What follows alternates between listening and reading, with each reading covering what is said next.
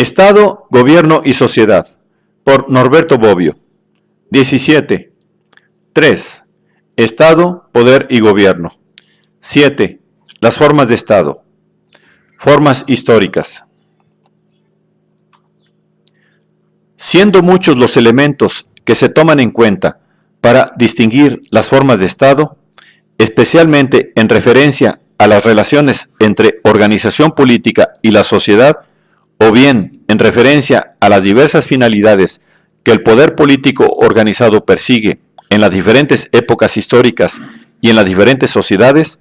las tipologías de las formas de Estado son tan variables y cambiantes que hacen difícil y quizá inútil su exposición completa. Para poner un poco de orden en una materia tan rica y controvertida, se pueden distinguir las diferentes formas de Estado con base a dos criterios principales: el histórico y el referente a la mayor o menor expansión del Estado frente a la sociedad, un criterio que también incluye el basado en las diversas ideologías.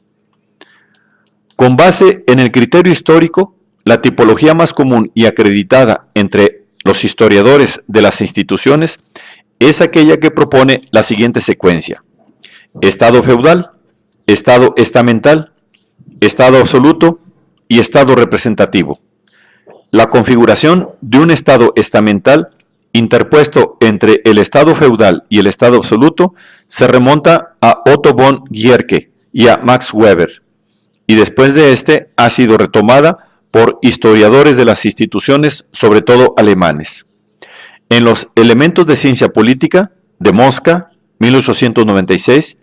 todavía campeaban los dos tipos ideales del Estado feudal: de un lado, caracterizado por el ejercicio acumulativo de las diversas funciones directivas de parte de las mismas personas y por la disgregación del poder central en pequeños núcleos oficiales,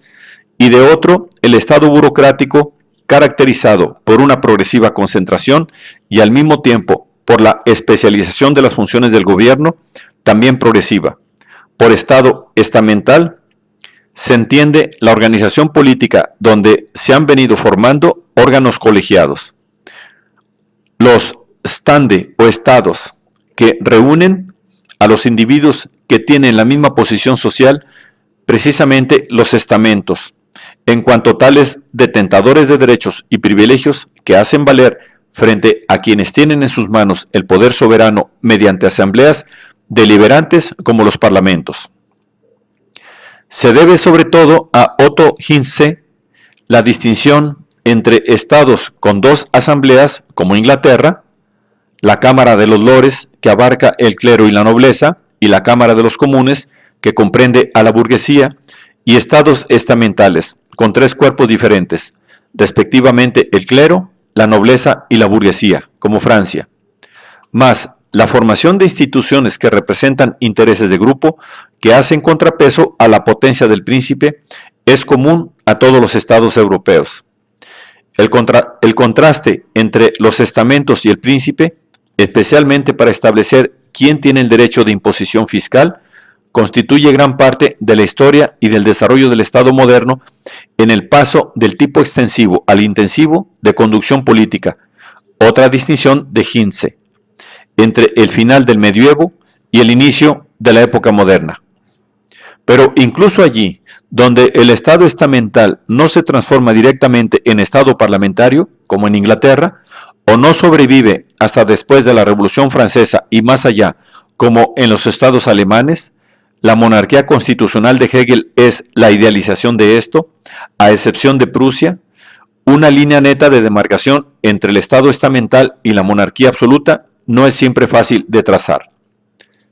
Ninguna monarquía se vuelve tan absoluta como se ha señalado en repetidas ocasiones, que haya suspendido toda forma de poder intermedio. El Estado absoluto no es un Estado total. La idea de una monarquía moderada tiene una larga vida. Los partidarios de una monarquía, como Claude de Seyssel, al inicio del siglo XVI, son los representantes de la idea de una monarquía controlada por el poder de las órdenes, así como en la teoría de las formas de gobierno propuesta por Montesquieu. La monarquía se distingue del despotismo porque el poder monárquico está balanceado por los cuerpos intermedios. También para Hegel, mientras el déspota ejerza su poder sin intermediarios, el monarca puede no ejercer inmediatamente todo el poder del gobierno, pero confiar una parte del ejercicio de los poderes particulares a colegios y también a clases del reino. El estado estamental y el estado absoluto se distingue del primero por una gradual institucionalización de los contrapoderes y también por la transformación de las relaciones personales propias del sistema feudal en relación entre instituciones. De un lado, la asamblea del estamento, de otro, el rey con su aparato de funcionarios que allí donde terminan por tener éxito, dan origen al estado burocrático característico de la monarquía absoluta. La diferenciación del segundo radica en la presencia de una contraposición de poderes en conflicto continuo entre sí, que el advenimiento de la monarquía absoluta tiende a suprimir. La formación del Estado absoluto se da mediante un doble proceso paralelo de concentración y centralización del poder sobre un determinado territorio. Por concentración se entiende aquel proceso a través del cual los poderes ejercen la soberanía, el poder de dictar leyes válidas para toda la colectividad a tal punto que las costumbres son consideradas derecho válido solo en cuanto, por una ficción jurídica, se presumen aceptadas y toleradas por el rey, que no las ha abrogado expresamente.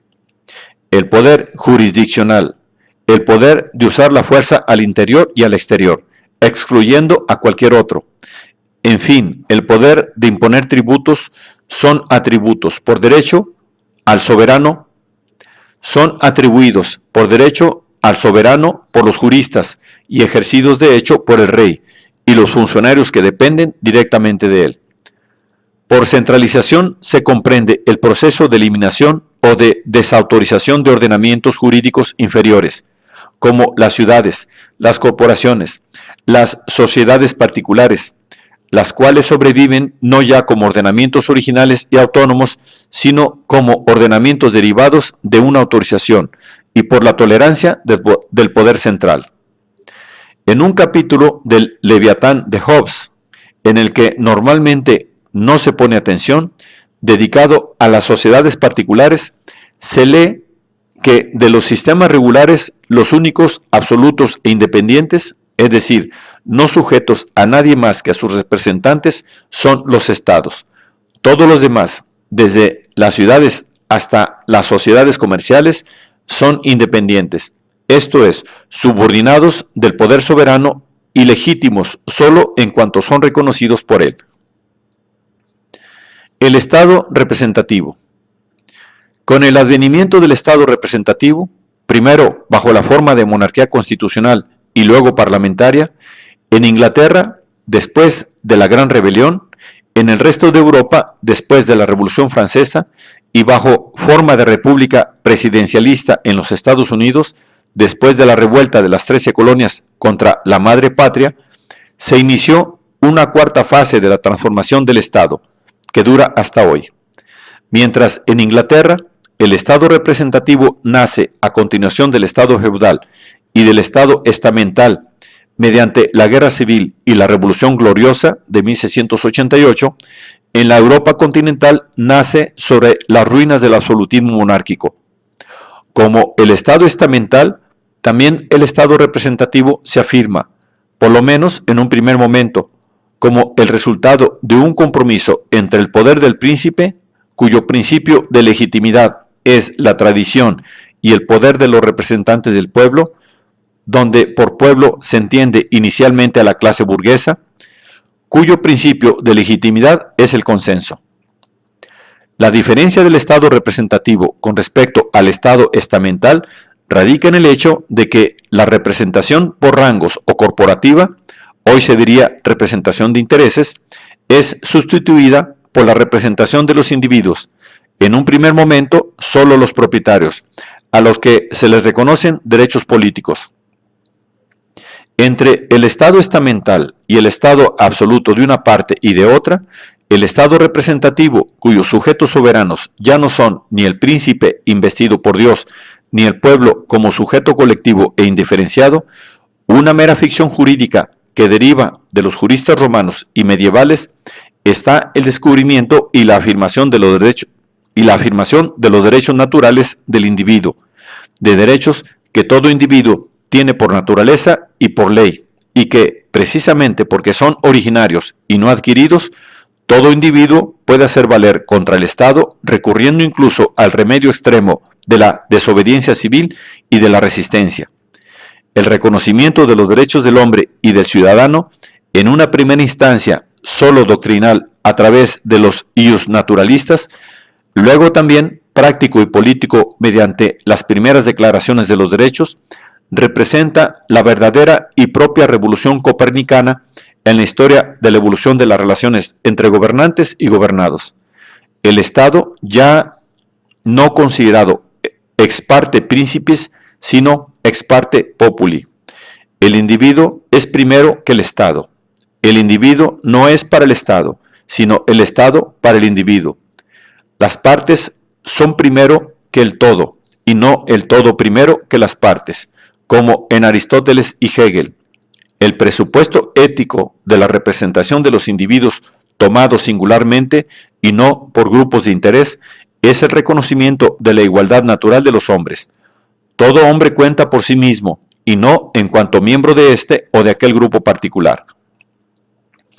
Que la igualdad natural de los hombres sea el postulado ético de la democracia representativa, llamada por sus adversarios atomística, no quiere decir que de hecho los estados representativos la hayan reconocido desde el principio. El desarrollo del estado representativo coincide con las fases sucesivas de la ampliación de los derechos políticos hasta el reconocimiento del sufragio universal masculino y femenino, el cual, por lo demás, haciendo necesaria la constitución de partidos organizados, modificó profundamente la estructura del estado representativo,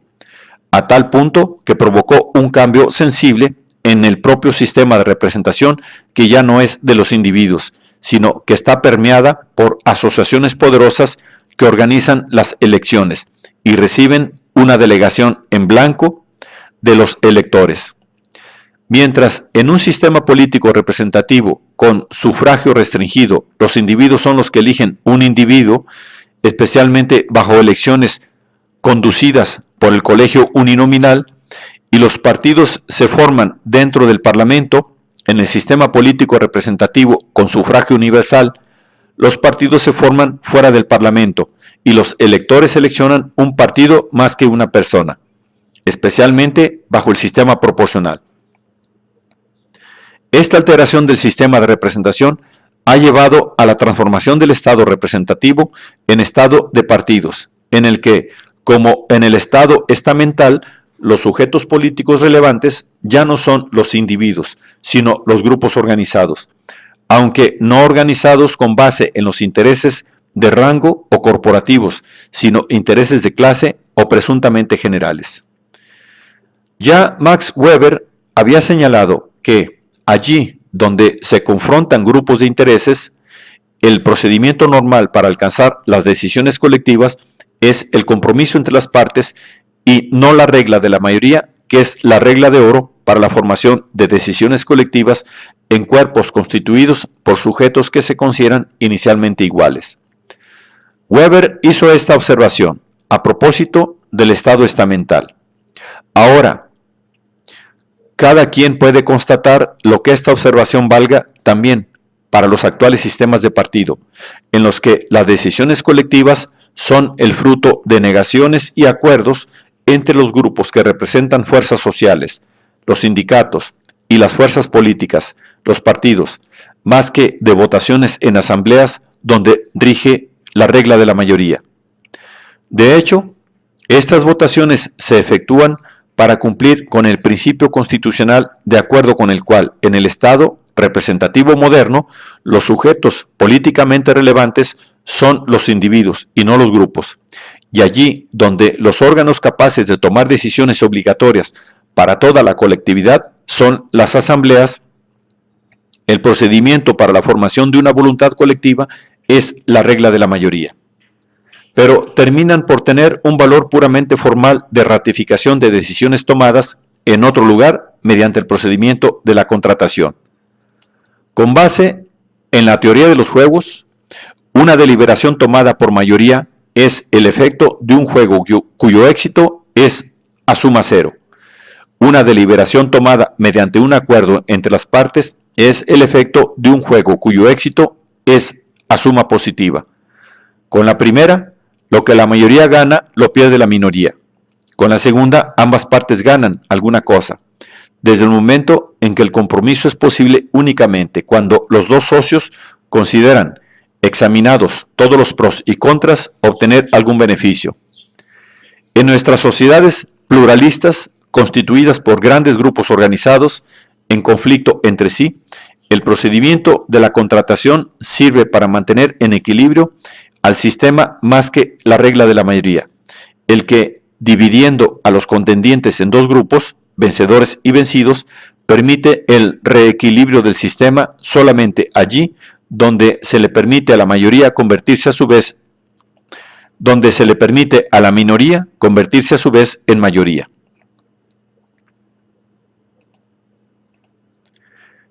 Los estados socialistas. La última fase de la secuencia histórica anteriormente descrita ciertamente no agota la fenomenología de las formas de Estado que hoy existen. Más aún, la mayor parte de los estados que constituyen actualmente la comunidad internacional se sustraen a tal fenomenología, si bien más de facto que de jure. Incluso las dictaduras militares, los estados despóticos gobernados por jefes irresponsables, los estados de nueva formación dominados por oligarquías restringidas, no controladas democráticamente, rinden homenaje a la democracia representativa, unas veces justificando su poder como temporalmente necesario para restablecer el orden turbado, para superar un periodo transitorio de anarquía, como un gobierno provisional en estado de emergencia, y por tanto no como rechazo del sistema democrático, sino como una suspensión temporal en previsión de un retorno a la normalidad. Otras veces como aplicación imperfecta de los principios sancionados por constituciones solemnemente aprobadas, pero muy rápidamente adoptadas por clases dirigentes formadas en Occidente e impuestas a países sin tradición de autogobierno y de lucha política regulada por el reconocimiento de derechos civiles. El Estado representativo, como se formó en Europa en los últimos 3 siglos,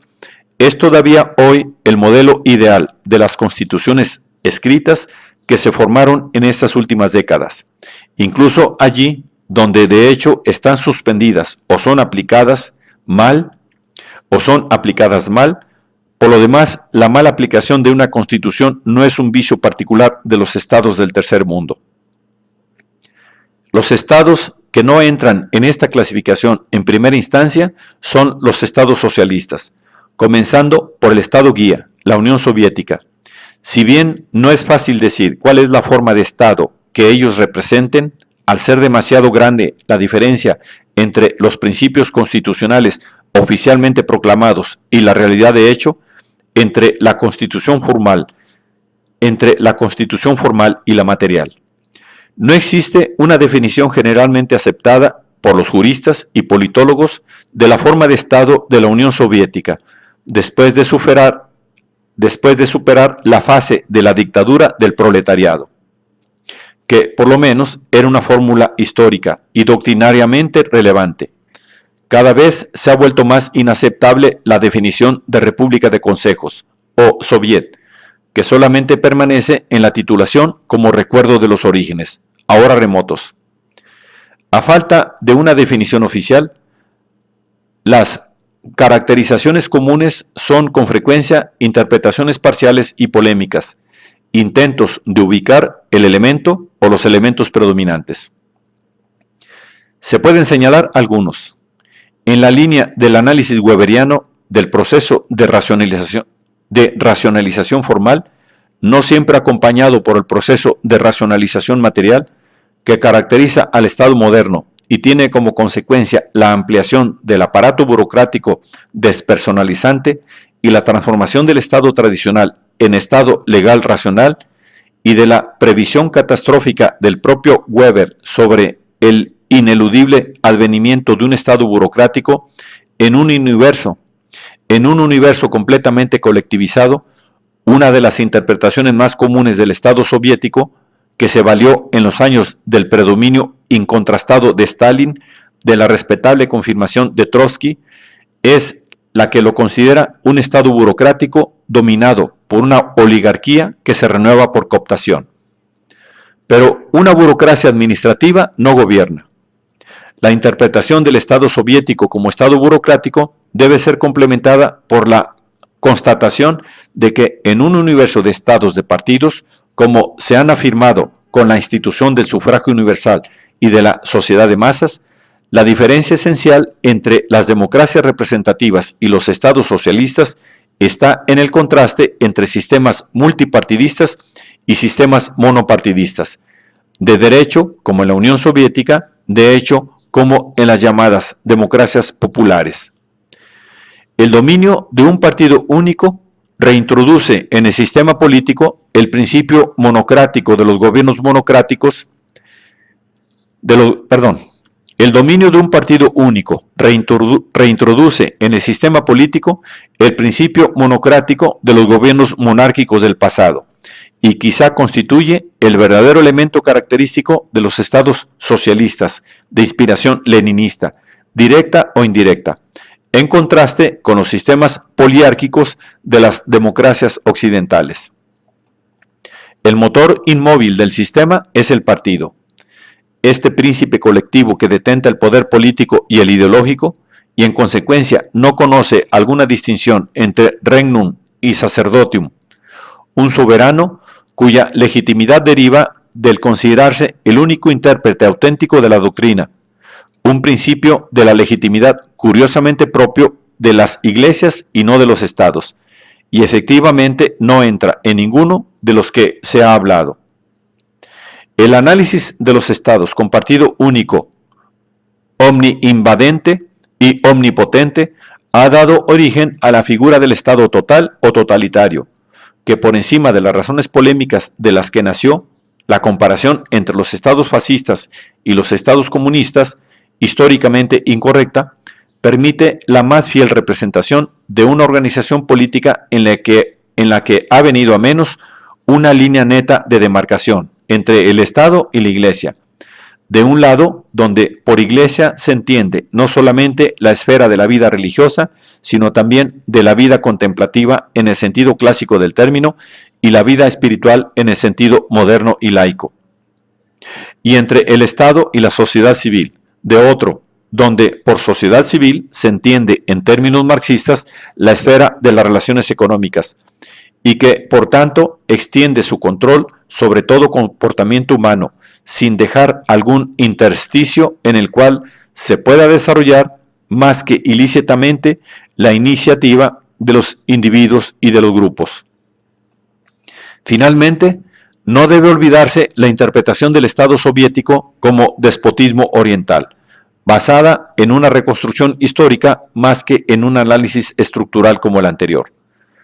Recuérdese que por despotismo siempre se entendió, por lo menos desde Aristóteles en adelante, la forma de gobierno en la que el gobernante impera sobre sus súbditos como el amo sobre los esclavos, o con la expresión acuñada por Maquiavelo, para uno príncipe y todos los demás siervos, como en Turquía. Estado y no Estado. La referencia a la categoría de Estado totalitario y su definición nos permite pasar al análisis del segundo criterio de clasificación de las formas de Estado que se mencionó anteriormente. En el Estado totalitario, toda la sociedad está resuelta en el Estado, en la organización del poder político que reúne en sí al poder ideológico y al poder económico. No hay espacio para el no Estado. El Estado totalitario representa un caso límite, ya que el Estado, en su acepción más amplia, que comprende también la noción griega, se ha debido siempre enfrentar al no Estado en su doble dimensión de la esfera religiosa, en el sentido más amplio de la palabra, y de la esfera económica. Incluso En el modelo ideal aristotélico, en el que el hombre es un animal político, la esfera económica se divide entre el gobierno de la casa y la crematística, que se refiere a las relaciones de intercambio, y no pertenece al Estado. La vida contemplativa, de la que el mismo Aristóteles sostiene la superioridad con respecto a la vida activa, pertenece al sabio. El Estado jovesiano, que si bien subordina la Iglesia al Estado y atribuyéndose el derecho de prohibir las teorías sediciosas, asume el monopolio del poder ideológico, deja la más amplia libertad económica a sus súbditos. En sentido inverso, el estado ético de Hegel, que frecuentemente ha sido interpretado como un estado todo, es el momento final del espíritu objetivo, luego del cual está el espíritu absoluto, que comprende las más altas expresiones de la vida espiritual, el arte, la religión y la filosofía. La presencia del no estado, en una de las dos formas o en ambas, siempre ha constituido un límite de hecho y de principio, en la realidad objetiva y en las especulaciones de los últimos políticos, a la expansión del Estado. Tal límite varía de Estado a Estado. La importancia de estas variaciones constituye, por tanto, un posible y también útil criterio de diferenciación de las formas históricas de Estado. Sin embargo, no debe confundirse el límite que el Estado recibe de la presencia más o menos fuerte del no Estado, con los límites jurídicos del poder político a los que se ha dedicado el parágrafo 5. Estos son límites del poder político. Aquellos a los que se refiere los dos parágrafos siguientes son límites al poder político. Con el advenimiento del cristianismo, religión tendencialmente universal y que como tal sobrepasa las fronteras de los estados, el problema de la relación entre la sociedad religiosa y la sociedad política se ha vuelto un problema permanente de la historia europea. Mientras en el mundo clásico el no Estado, bajo la forma, por ejemplo, de la República Universal de los estoicos, es un ideal de vida, no una institución, con la difusión del cristianismo el no Estado se vuelve una institución con la que el Estado tiene continuamente que vérselas. Un verdadero y propio poder que desde el inicio afirma su supremacía sobre las potestades terrenales con el principio imperator intra ecclesiam, non supra ecclesiam.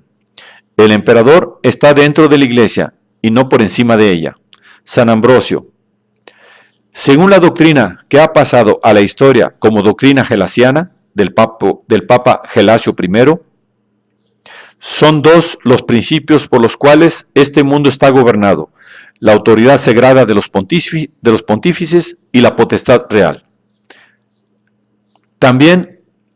la potestas regalis toma su investidura de Dios. Nulla potestas nisi ad Deo.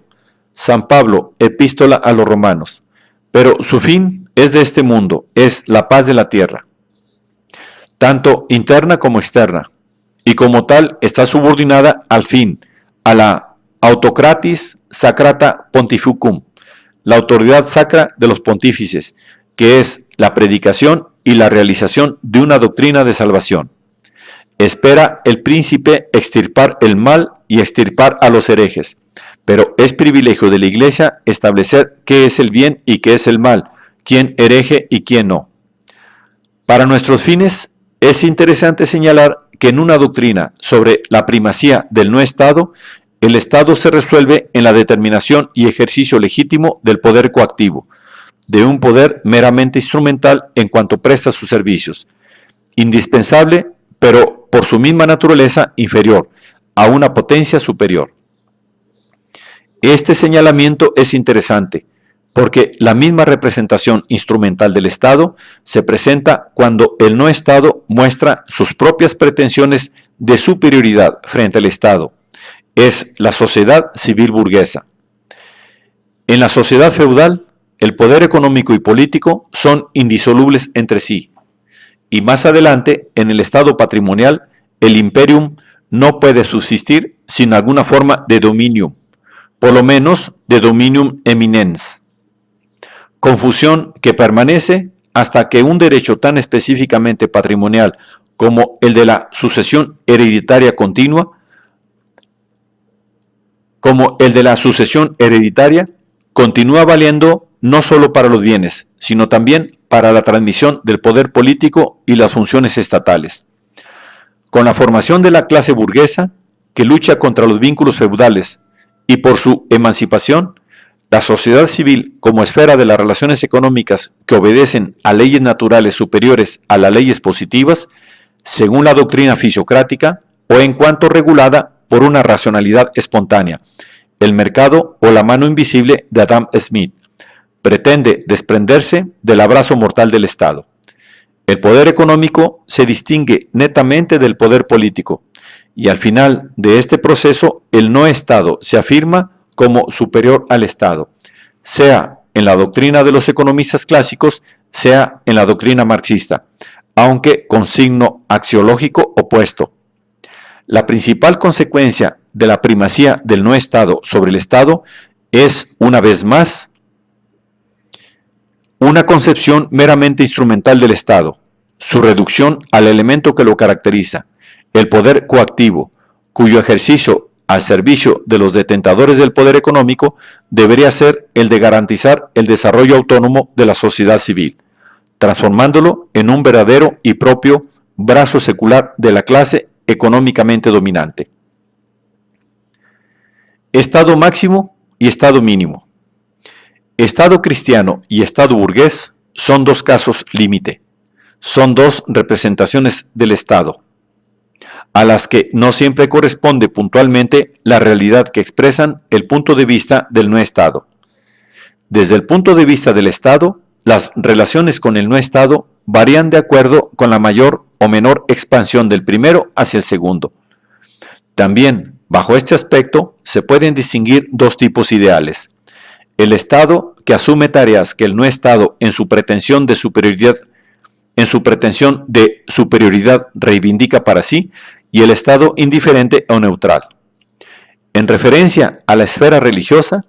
estas dos posiciones dan lugar a las dos figuras del Estado confesional y del Estado laico. En referencia a la esfera económica, las dos figuras del Estado interventista, que asume varias formas históricas, de las cuales la más persistente es la de Wohlfahrtsstaat del siglo XVIII, renacido en el welfare state contemporáneo, y del Estado abstencionista. Como el Estado confesional, que asumiendo una determinada religión como religión de Estado, se preocupa del comportamiento religioso de sus súbditos y a este fin controla sus actos externos, sus opiniones, sus escritos, impidiendo toda manifestación de disenso y persiguiendo a los disidentes, así el Estado, que no considera para sí extraña la manera en que se desarrollan en su ámbito las relaciones económicas, asume como propia una determinada doctrina económica, el mercantilismo del siglo XVIII, el keynesianismo en los últimos 50 años. Se adjudica el derecho eminente de regular la producción de bienes o la distribución de la riqueza, promueve ciertas actividades y desalienta otras, imprime una dirección al conjunto de la actividad económica del país. Así, el Estado confesional como el Estado interventista pueden coincidir en la figura del Estado eudemonológico, propia del siglo XVIII, es decir, del Estado que propone como fin la felicidad de sus súbditos, entendida esta en su sentido más amplio, como posibilidad de perseguir, además del mayor bien terrenal, el bien ultraterrenal que solamente la verdadera religión puede asegurar. El Estado liberal, que polémicamente se contrapone al Estado eudemonológico, al Estado eudemonológico, es al mismo tiempo laico respecto a la esfera religiosa y abstencionista respecto a la esfera económica, y no por casualidad frecuentemente es llamado con un término de lenguaje religioso agnóstico. También es definido como Estado de Derecho, en uno de los tantos significados de esta expresión, no teniendo otro fin más que la de garantizar jurídicamente el desarrollo lo más posible autónomo de las dos esferas confinantes, o sea, el más amplio crecimiento de la libertad religiosa y la mayor expansión de la libertad económica. El proceso de secularización o de emancipación del Estado del cuidado de los asuntos religiosos y el proceso de liberación o de emancipación del Estado del cuidado de los asuntos económicos en la época moderna caminan paralelamente. Ambos son el efecto de una crisis de la concepción paternalista del poder y de aquel movimiento, el iluminismo, definido por Kant como la salida del hombre de la minoría de edad. El Estado policía o gendarme se contrapone polémica y enfáticamente al Estado providencia. Este doble proceso también puede ser descrito como proceso de parte del Estado de desmonopolización del poder ideológico de un lado y de desmonopolización del poder económico de otra.